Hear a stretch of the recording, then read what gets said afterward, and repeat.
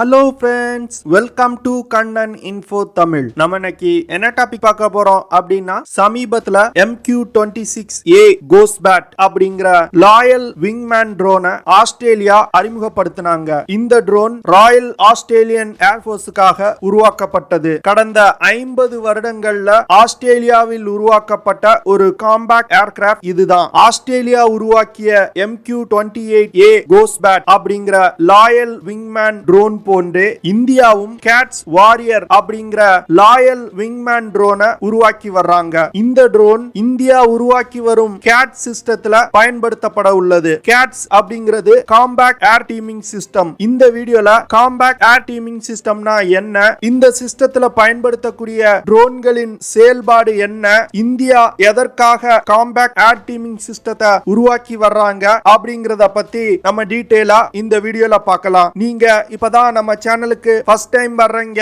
அப்படின்னா நம்ம சேனலை சப்ஸ்கிரைப் பண்ணிக்கங்க. அப்படியே அந்த பெல் நோட்டிபிகேஷனை கிளிக் பண்ணி ஆல்ங்கிற ஆப்ஷனை எனேபிள் பண்ணிக்கங்க.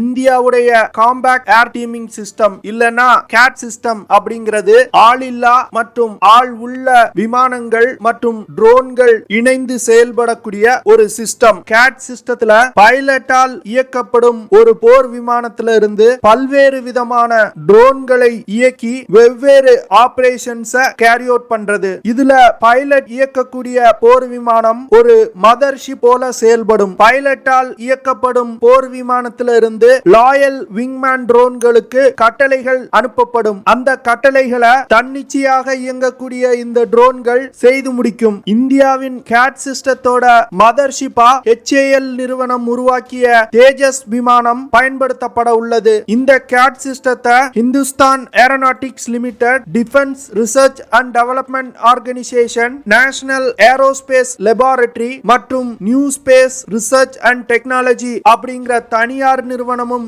இணைந்து உருவாக்க போறாங்க. கேட் சிஸ்டத்துல ஒன்றுக்கும் மேற்பட்ட அட்வான்ஸ் ஏரியல் பிளாட்ஃபார்ம் மற்றும் அட்மாஸ்பியரிக் சேட்டலைட்களை உருவாக்கி பலவிதமான ஆபரேஷன்களை கேரி அவுட் பண்றது. குறிப்பா சொல்லணும் அப்படின்னா எதிரிகளோட எல்லைக்குள் நீண்ட தூரம் ஊடுருவி சென்று தாக்குதல், உளவு பார்த்தல், எதிரிகள் இலக்கு மீது வெகு தூரத்திலிருந்து தாக்குதல் நடத்துதல், அதிகமான ஆயுதங்களை எடுத்து சென்று எதிரிகள் மீது தாக்குதல் நடத்துவது, இது போன்ற ஆபத்தான தாக்குதல்களை நடத்துவதற்கு காம்பேக்ட் ஏர் டீமிங் சிஸ்டம் பயன்படுத்தப்படும். காம்பேக்ட் ஏர் டீமிங் சிஸ்டத்தை பயன்படுத்துறதுனால மனித உயிரிழப்புகளை தவிர்க்க முடியும். இந்தியா இந்த காம்பேக்ட் ஏர் டீமிங் சிஸ்டத்தோட முதல் சோதனையை 2024 வருடம் நடத்த திட்டமிட்டிருக்காங்க.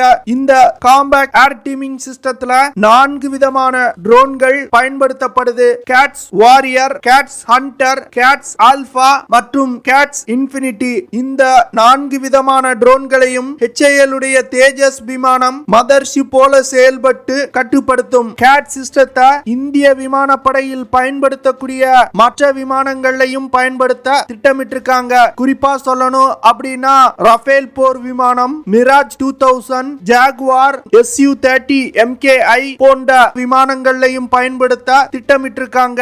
கேட் சிஸ்டத்துல பயன்படுத்தக்கூடிய 4 விதமான ட்ரோன்களின் செயல்திறனை பத்தி பார்க்கலாம். முதல்ல கேட்ஸ் ஆல்பா. இந்த ட்ரோன் பார்ப்பதற்கு ஒரு மிசைல் போன்று இருக்கும். இந்த ட்ரோனோட கண்டெய்னர்ல 4 ஸ்வாம் ட்ரோன்கள் இருக்கும். கேட்ஸ் ஆல்பாவை தேஜஸ் விமானத்திலிருந்து லான்ச் செய்ததும் கிட்டத்தட்ட 80 கிலோமீட்டர் தூரம் வரைக்கும் பயணிக்கும். 80 கிலோமீட்டர் பயணத்திற்கு பிறகு கேட்ஸ் ஆல்பால உள்ள 4 ஸ்வாம் ட்ரோன்கள் பிரிந்து இலக்கை நோக்கி பயணிக்கும். இந்த ஸ்வாம் ட்ரோன்கள்னால 100 முதல் 150 கிலோமீட்டர் தூரம் வரைக்கும் பயணிக்க முடியும். அப்போ கேட்ஸ் ஆல்பா சிஸ்டத்தோட ரேஞ்ச் 175 இருந்து 125 கிலோமீட்டர். இந்த கேட்ஸ் ஆல்பா சிஸ்டம் ஒரு ஸ்டாண்ட் ஆஃப் வெப்பன் சிஸ்டமா செயல்படுது. HAL உடைய தேஜஸ் போர் விமானத்துல 4 கேட்ஸ் ஆல்பா ட்ரோன்களை எடுத்து செல்ல முடியும். அப்போ 20 ஸ்வாம் ட்ரோன்கள் ஆல்பால இருந்து வெளியேறி இலக்கை சென்று தாக்கும். அதுவே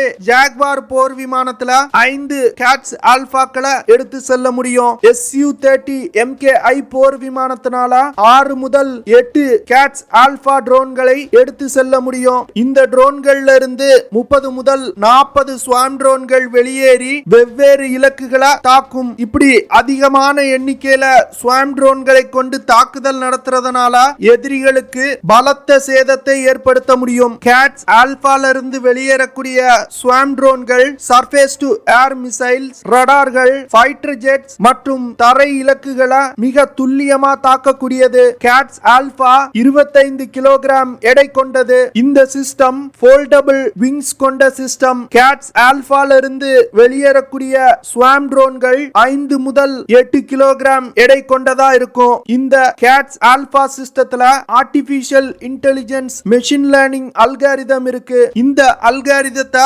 தேஜஸ் போர் விமானத்துல உள்ள மெஷின் கம்ப்யூட்டர்களை வைத்து கண்ட்ரோல் செய்ய முடியும். ஆர்டிபிஷியல் இன்டெலிஜென்ஸ் இருக்கிறதுனால இந்த சிஸ்டத்துல உள்ள ஸ்வாம் ட்ரோன்கள் தன்னிச்சையாகவே இலக்கை கண்டுபிடித்து இலக்கின் மீது மோதி தற்கொலை தாக்குதல் நடத்துது. இதன் மூலமா எதிரிகளுக்கு பலத்த சேதத்தை ஏற்படுத்த முடியும். இரண்டாவதா பார்க்க போறது கேட்ஸ் ஹண்டர் ட்ரோன். இந்த ட்ரோன் பார்ப்பதற்கு KEPD 350 ஏர் லான்ச் க்ரூசர் மிசைல் போன்றே இருக்கும். இந்த கேட்ஸ் ஹண்டர் ட்ரோனோட எடை 600 கிலோகிராம். இந்த ட்ரோன்ல ஒரு HAL PTAE 7 டர்போஜெட் இன்ஜின் பயன்படுத்தப்பட்டிருக்கு. இந்த கேட்ஸ் ஹண்டர் ட்ரோன் குறைவான உயரத்துல பறக்கக்கூடிய stand off air launch cruiser missile போன்று செயல்படும். கேட்ஸ் ஹண்டர் ட்ரோனுக்கு மதர்ஷிப்பா செயல்படக்கூடிய LCA தேஜஸ் விமானத்திலிருந்து கட்டளைகளை பிறப்பிக்க முடியும். கேட்ஸ் ஹண்டர் ட்ரோன்ல 250 கிலோகிராம் எடை கொண்ட ஆயுதங்களை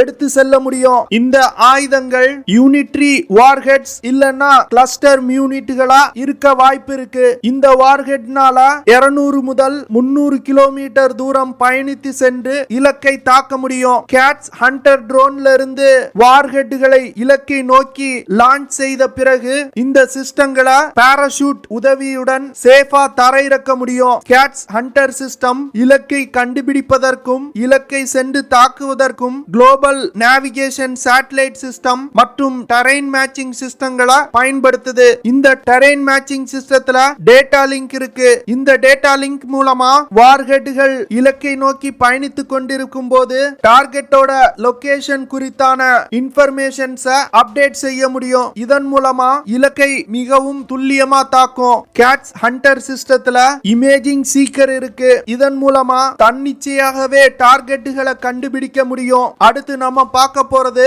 காம்பேக்ட் ஏர் டீமிங் சிஸ்டத்தோட மிகவும் முக்கியமான ட்ரோனான கேட்ஸ் வாரியர். இந்த ட்ரோன் ஒரு லாயல் விங்மேன் ட்ரோனா செயல்படும். கேட்ஸ் வாரியர் ட்ரோன் 2 இன்ஜின் கொண்ட ட்ரோனா உருவாக்கப்பட்டு வருது. இந்த ட்ரோன்கள்ல HAL உடைய HTFE 25 டர்போஃபேன் இன்ஜின் பயன்படுத்தப்பட உள்ளது. கேட்ஸ் வாரியர் ட்ரோன் 9.2 மீட்டர் நீளம் கொண்டது. இந்த ட்ரோனோட wing span 5.8 metre. CATS Warrior ட்ரோன்னால அதிகபட்சமா 2100 கிலோமீட்டர் எடையை சுமந்து கொண்டு பறக்க முடியும். இந்த ட்ரோன்னால மாக் 0.9 அப்படிங்கிற வேகத்துல பறக்க முடியும். அதாவது 1100 கிலோமீட்டர் பெர் ஹார் வேகத்துல பறக்க முடியும். இந்த ட்ரோன்னால அதிகபட்சமா 1500 கிலோமீட்டர் தூரம் வரைக்கும் பயணிக்க முடியும். கேட்ஸ் வாரியர் ட்ரோன்னால 700 கிலோமீட்டர் தூரத்துல உள்ள இலக்குகளை தாக்க முடியும். இந்த கேட்ஸ் வாரியர் ட்ரோன் லாயல் விங்மேன் ட்ரோனா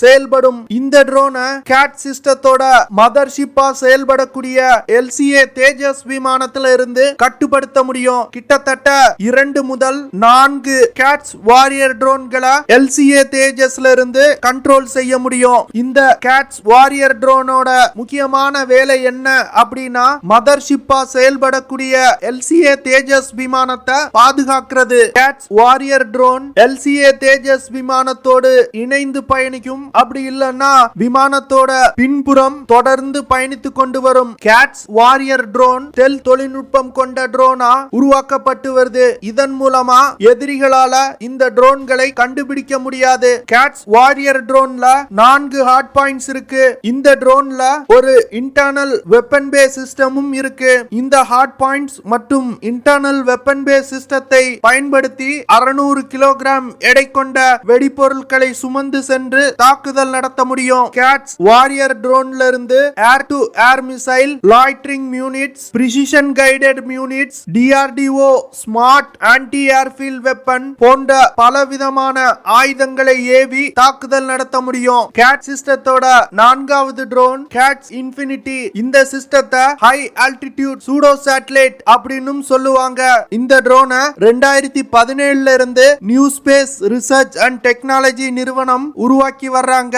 இந்த ட்ரோன்னால தொடர்ந்து 3 மாதம் 70,000 அடி உயரத்துல பறக்க முடியும். கேட்ஸ் இன்ஃபினிட்டி ட்ரோன்ல சோலார் பேனல்கள் இணைக்கப்பட்டிருக்கு. இதன் மூலமா சோலார் பேனல்கள் இருந்து எடுக்கக்கூடிய மின்சாரத்தை பயன்படுத்தி நீண்ட நாட்கள் பறக்க முடியும். இந்த ட்ரோனோட எடை 500 கிலோகிராம். கேட் சிஸ்டத்துல இந்த கேட்ஸ் இன்ஃபினிட்டி ட்ரோன் மிகவும் ஒரு முக்கியமான சிஸ்டமா செயல்படுது. அதாவது மதர்ஷிப்பா செயல்படக்கூடிய தேஜஸ் போர் விமானத்தையும் ஹண்டர், ஆல்பா மற்றும் வாரியர் ட்ரோன்களையும் இணைக்கக்கூடிய ஒரு பாலம் போன்று செயல்படுது. இந்த ட்ரோன்கள்ல ஒன்றுக்கும் மேற்பட்ட அல்ட்ரா லைட் வெயிட் எலக்ட்ரிக்கல் மோட்டார்கள் இணைக்கப்பட்டிருக்கு. இந்த மோட்டார்களை பயன்படுத்தி 90 முதல் 100 கிலோமீட்டர் பெர் ஹார் வேகத்துல பயணிக்க முடியும். இந்த ட்ரோன்கள்ல பலவிதமான சென்சார்கள், ஹை ரெசல்யூஷன் கேமராக்கள் இணைக்கப்பட்டிருக்கும். இதன் மூலமா நமது எல்லைக்குள் இருந்து கொண்டே 200 கிலோமீட்டர் தூரம் வரைக்கும் எதிரிகளோட எல்லைக்குள் உளவு பார்க்க முடியும். இந்த இன்ஃபினிட்டி ட்ரோன்களை கேட் சிஸ்டத்துக்காக மட்டும் டெவலப் செய்யல. இந்த சிஸ்டங்கள் mobile, autonomous robot, unmanned ground vehicles போன்ற தன்னிச்சையாக செயல்படக்கூடிய பல சிஸ்டங்களை இயக்குறதுக்காக இந்தியா டெவலப் செய்து வர்றாங்க. இன்ஃபினிட்டி ட்ரோனை உருவாக்குறதுக்காக கிட்டத்தட்ட 700 கோடி ரூபாய் வரைக்கும் இந்திய அரசாங்கம் முதலீடு பண்ணிருக்காங்க.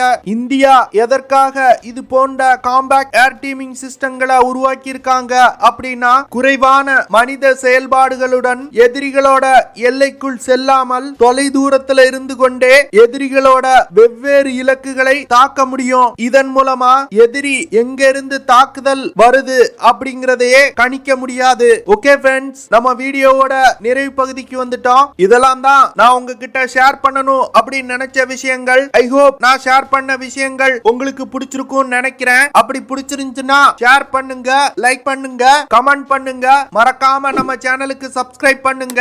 அப்படியே அந்த பெல் நோட்டிபிகேஷனை கிளிக் பண்ணி ஆல்ங்கிற ஆப்ஷனை எனேபிள் பண்ணிக்கங்க. See you in the next video. Jai Hind.